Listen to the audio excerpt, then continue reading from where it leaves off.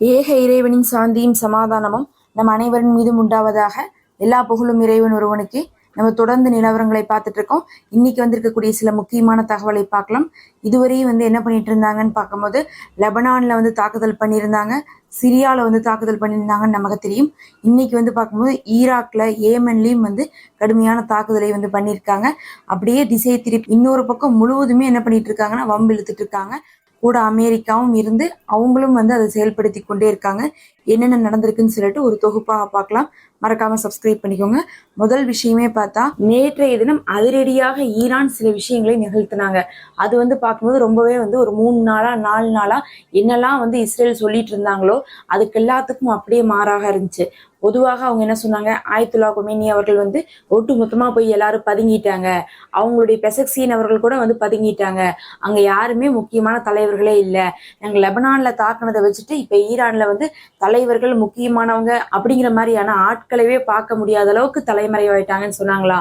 நேற்று ஒரே நாள்ல எல்லாருமே நாங்க எங்கப்பா தலைமறைவானோம், நாங்க வெளியே தான் இருந்துட்டு இருக்கோம்னு சொல்லிட்டு காட்டக்கூடிய விதமாக பல விஷயங்களை நிகழ்த்தியிருக்காங்க. அதுல முதல் விஷயம் பார்க்கும்போது, ஈரானுடைய வெளியுறவுத்துறை அமைச்சராக இருக்கக்கூடிய அரங்கச்சி அவர்கள் அவங்க என்ன பண்ணியிருந்தாங்கன்னா, அனௌன்ஸ் பண்ணிட்டு நான் லெபனானுக்கு வரேன், லெபனானுக்கு இப்ப தற்காலிகமாக இருக்கக்கூடிய பிரதமரை சந்திக்க போறேன்னு சொல்லிட்டு அனௌன்ஸ் பண்ணிட்டு ஃப்ளைட்ல இறங்கியிருக்காங்க.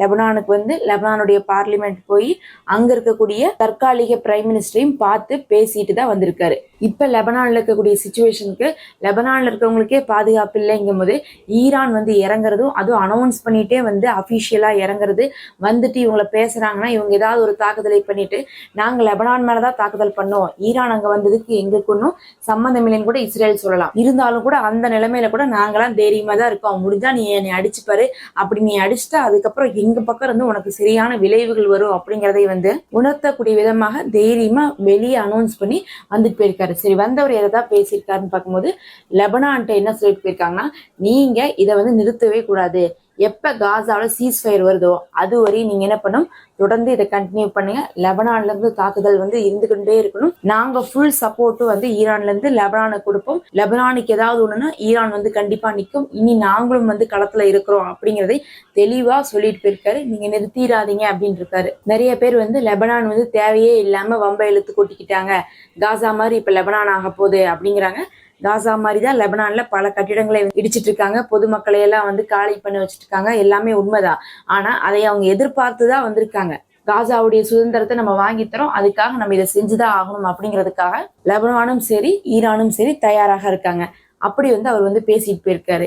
இதே நேரத்துல நேத்து இன்னொரு விஷயம் ரொம்பவே வைரலா போயிட்டு இருந்துச்சு. நாம கூட நேத்து நைட் வீடியோல சொல்லியிருப்போம். அதாவது இஸ்ரேல் என்ன பண்ணிருக்காங்க, எப்படி நஸ்ருல்லா அவர்கள் இறந்தாங்களோ அதே மாதிரி அங்கிருந்து ஒரு 2 கிலோமீட்டர் தள்ளி அவர்களுக்கு ஒரு உளவு தகவல் கிடைச்சிச்சு. நஸ்ருல்லாக்கு அடுத்த இடத்துல வரக்கூடிய வாய்ப்பு இருக்கக்கூடிய ஒரு தலைவர் ஆசிம் சஃபுதீன் அவர்கள் அங்கதான் இருக்கிறாங்க அப்படிங்கக்கூடிய ஒரு தகவல் கிடைச்சு அங்க குண்டு போட்டிருந்தாங்க. அதுவும் பங்கர் பிளாஸ்டர் பாம்பு 30க்கு மேற்பட்டது போட்டிருக்காங்க. போட்டு பார்த்தா அங்க இருக்கக்கூடிய 6 பெரிய பில்டிங், அதாவது ஒரு அபார்ட்மெண்ட் மாதிரி இருக்கக்கூடிய பில்டிங், அதெல்லாம் ஒரு 10 மாடி 15 மாடி இருக்கக்கூடிய 6 பெரிய பில்டிங்கே ஃபுல்லா அழிச்சிருக்காங்கன்ட்டு. அழிச்சது மட்டும் இல்ல, அது பங்கர் பிளாஸ்டருங்கிறனால கீழே வரி போயிருக்கும். நாங்க அவர்களை எலிமினேட் பண்ணிட்டோம்னு சொல்லிட்டு இஸ்ரேல் தரப்புல அறிவிச்சிருந்தாங்க. அதுக்கப்புறம் லெபனான் அறிவிப்பாங்கன்னு சொல்லிட்டு தான் எல்லாரும் எதிர்பார்த்தாங்க.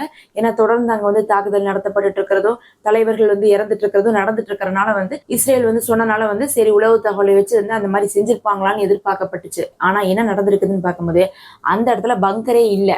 அதனால அந்த இடத்துல சஃபீதீன் அவர்கள் இருந்தாங்களா இல்லையா அப்படிங்கிறதே உறுதி செய்யப்படாத ஒரு விஷயமா மாறிடுச்சு.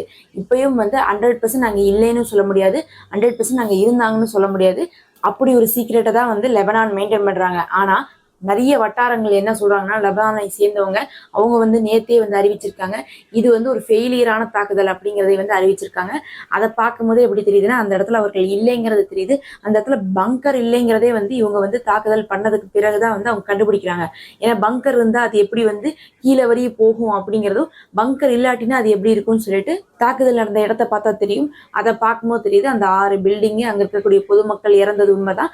ஆனா அந்த இடத்துல வந்து அவங்க எக்ஸ்பெக்ட் பண்ண இருந்திருக்கிறதுக்கான வாய்ப்பு இல்லை. ஆனாலும் ஆய்வாளர்கள் என்ன சொல்றாங்கன்னா, மத்திய கிழக்குல இருந்து நீங்க அனௌன்ஸ் பண்ணாதீங்க, அவங்க இல்ல, இருந்தாங்க, இறந்தாங்க, உயிரோடு இருக்காங்க, அந்த மாதிரி எதையுமே நீங்க அனௌன்ஸ் பண்ண வேண்டாம், அதை நீங்க ரகசியமா வைங்கன்னு சொல்லிட்டு லெபனானுடைய போராளி குழுக்கு மத்திய குழுவில் இருக்கக்கூடிய ஆய்வாளர்கள் கருத்து வைக்கிறாங்க. அவர் தலைவரா இல்லையா அப்படிங்கிறது இன்னுமே அவங்க முடிவு பண்ணதாகவும் அறிவிச்சதாகவும் எந்த ஒரு செய்தியும் வரல. இருக்கலாம் அப்படிங்கக்கூடிய எண்ணத்துலதான் இவங்க அந்த தாக்குதலை பண்ணியிருக்காங்க.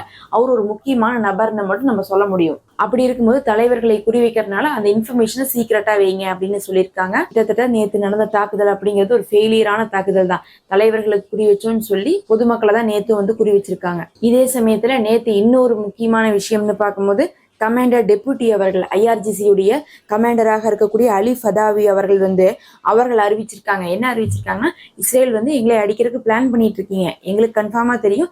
நீங்க வந்து என்ன சொல்லிட்டு இருக்கீங்க, ஒன்னு அட்டாமிக் பவர் ஸ்டேஷனை குறி வைப்போங்கிறீங்க, இல்லாட்டினா ஃபுல்லா என்ன பண்ண போறீங்க, எங்களுடைய எண்ணெய் நிலையங்களை எல்லாம் குறி வைக்கலாங்கிறது தான் உங்களுடைய இலக்காக இருந்துட்டு இருக்கு. ஏன்னா எண்ணெய் உற்பத்தியில தான் இவங்க வந்து வருமானத்தை சேர்த்திட்டு இருக்காங்க. அதை வந்து நம்ம முறியடிக்கிறதுக்காக என்ன பண்றாங்க, இஸ்ரேல் வந்து அவங்களுடைய எண்ணெய் உற்பத்தியை தான் வந்து கெடுக்கணும்னு நினைச்சிட்டு இருக்காங்க. அதுக்கு அவங்க இப்ப என்ன சொல்லியிருக்காங்க, நீங்க மட்டும் எங்களுடைய ஆயில் ஃபீல்டு மேல கை வச்சிட்டா நாங்க உங்களுடைய கேஸ் ஃபீல்டு மேல கை வைப்போம். உங்களுக்கு முக்கியமான 3 கேஸ் ஃபீல்டு இருக்கு, அதுதான் ரொம்ப வந்து பிரதானமான வருமானமாக இஸ்ரேலுக்கு இருந்து கொண்டு இருக்கு. அந்த 3 கேஸ் ஃபீல்டையும் அந்த பவர் பிளான்ஸ் 3யுமே நாங்க என்ன பண்ண போறோம், முடிச்சு விட்டுருவோம், நீங்க மட்டும் எங்களுடைய ஆயில் ஃபீல்ட்ல கை வச்சான்னு சொல்லிட்டு வார்னிங் பண்ணியிருக்காங்க. இதுக்கு முன்னாடி வார்னிங் பண்ணதெல்லாம் வேற மாதிரி. இப்ப வந்து பார்த்தா பேலிஸ்டிக் ஏவுகணைகள் பயன்படுத்தி 2-3 நாளைக்கு முன்னாடி தான் கடுமையான தாக்குதலை பண்ணி வச்சிருக்காங்க. ஈரான் நாங்க உள்ள வந்துட்டோம், நாங்க இனி வந்து விலக போறது கிடையாது, இஸ்ரேலுக்கு பதிலடி கொடுக்க போறோம்னு சொல்லி இருக்கக்கூடிய நிலைமையில இப்ப கொடுக்கக்கூடிய வார்னிங் எல்லாம் காலம் தாழ்த்தாம அவங்க செஞ்சிருவாங்க அப்படிங்கக்கூடிய ஒரு பயமும் இப்ப வந்து இருந்துட்டு இருக்கு. அதனால இப்ப இஸ்ரேலுக்கு வந்து ஒரு பெரும் சவாலா தான் போயிட்டு இருக்கு. இஸ்ரேல் அடிக்கணும்னு முடிவுல தான் இருந்துட்டு இருக்காங்க. ஆனா எதை அடிச்சாலும் திருப்பி அதே அடி வந்து அங்கிருந்து இவர்களுக்கும் வரும் அப்படிங்கக்கூடிய சூழ்நிலையாக போயிட்டு இருக்கு. இந்த நிலைமையில தான் ஆயத்துல்லா குமேனி அவர்கள் வந்து நேத்து வந்து மதியானம் ஃப்ரைடே நேரத்துல வந்து ஜும்மா முடிச்சுட்டு அவர் ஒரு உரையை நிகழ்த்தினாரு. அந்த உரையை நிகழ்த்தின இடத்துல ஒரு போட்டோ வந்திருக்கு, அதை பார்த்தாவே தெரியும். அங்க வந்து எல்லாருமே உட்காந்துருக்காங்க. பெசக்சீன் அவர்கள் உட்காந்துருக்காங்க, ஐஆர்ஜிசி படையுடைய முக்கியமான தளபதிகள் உட்காந்துருக்காங்க. அங்க யாரெல்லாம் வந்து பதுங்கிட்டாங்க, அவங்களெல்லாம் காணோம், அவங்களெல்லாம் பார்க்கவே முடியாதுன்னு சொன்னாங்களோ அவங்களாம் அங்கதான் இருந்துட்டு இருக்காங்க. எல்லாருமே உட்காந்துருக்காங்க. ஆயத்துல்லா குமேனி அவர்கள் வந்து ஒரு பவர்ஃபுல்லான ஒரு ஸ்பீச்சை வந்து கொடுத்திருக்காரு. அதுல அவர் சொல்ல வந்து ஒரு 3 விஷயமே பார்க்கும்போது, முதல் விஷயம், அக்டோபர் 7 என்ன நடந்துச்சோ அது நியாயமானதுதான். இங்கிருந்து வந்து காசால இருந்து போராளிகள் என்ன பண்ணாங்களோ அது அவங்களுடைய உரிமைக்கான விஷயம்தான். அவங்கள தொடர்ந்து வந்து அடக்கி கொண்டே இருந்தனால அவங்களுடைய நிலங்கள், அவங்களுடைய உணவுகள், அவங்களுடைய ஒரு ஏர்போர்ட் முதல் கொண்டு எல்லாத்தையுமே என்ன பண்ணியிருந்தாங்க, இஸ்ரேல் இதே காரியத்தை தான் பண்ணி வச்சிருந்தாங்க. அவங்கள ஒட்டுமொத்தமா அடக்கி ஒடுக்குனனாலதான் என்ன பண்ணியிருக்காங்க, அவங்க வந்து தாக்கியிருக்காங்க. அது அவங்களுடைய தார்மீக உரிமை. அதனால அதுல எந்த ஒரு தப்புமே வந்து அவங்க மேல இல்லை அப்படிங்கிறத சொல்லியிருக்காங்க.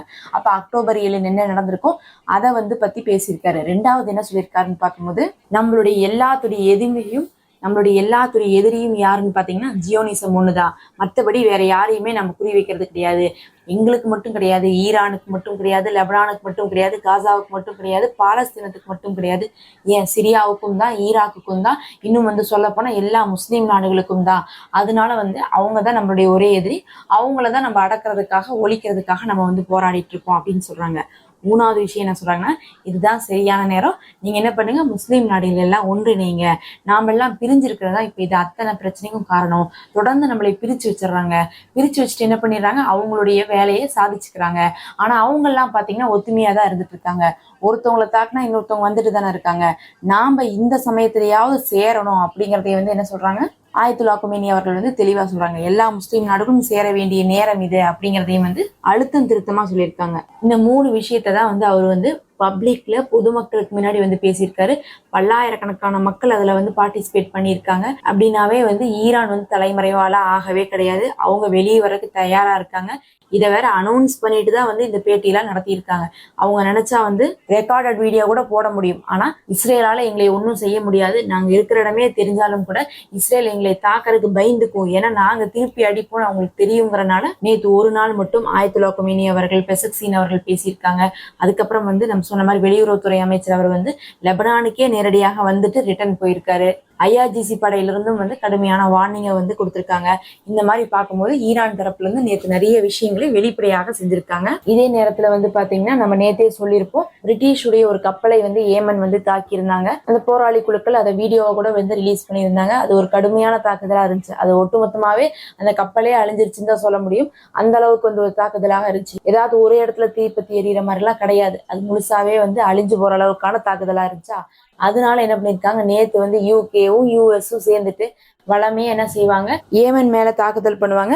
அந்த மாதிரி போய் நேத்து வந்து கடுமையான தாக்குதலை ஏமன் மேல வந்து ஹுதைதா பகுதியில வந்து கடுமையான தாக்குதலை வந்து வான் தாக்குதலை பண்ணியிருக்காங்க. இது ஒன்றும் முதல் தடவை கிடையாது. பல தடவை வந்து பார்க்கும்போது ஏமன்ல இருக்கக்கூடிய பகுதிகள் மேல எல்லாம் வந்து 20 தாக்குதல் 30 தாக்குதல்னு சொல்லி அங்க போய் பண்ணிட்டு வருவாங்க. இப்படி வந்து ஏமனையும் நேத்து என்ன பண்ணிருக்காங்க, வம்பு இழுத்து வச்சிருக்காங்க. மறுபக்கம் சிரியால வந்து நம்ம சொல்லிட்டு இருக்கோம் தொடர்ந்து தாக்குதல் நடக்குதுன்ட்டு. ஆனாலும் சிரியாவுக்கும் லெபனானுக்கும் நடுவில் இருக்கக்கூடிய பகுதி இருக்கு பாருங்க, அந்த பகுதியை சேதப்படுத்திருக்காங்கன்னா எதுக்காகனா, அங்கிருந்து இங்க யாரும் வரக்கூடாது, இங்கிருந்து அங்க யாரும் போகக்கூடாது, முக்கியமா வெஹிக்கிள்ஸ் போகக்கூடாது அப்படிங்கறதுக்காக அந்த ரோட்டை அந்த பகுதியவே முழுசா வந்து சேதப்படுத்தி விட்டுருக்காங்க. இதெல்லாம் இல்லாம புதுசா என்ன பண்ணிருக்காங்கன்னா, ஈராக்லயும் தாக்குதல் நடத்திருக்காங்க.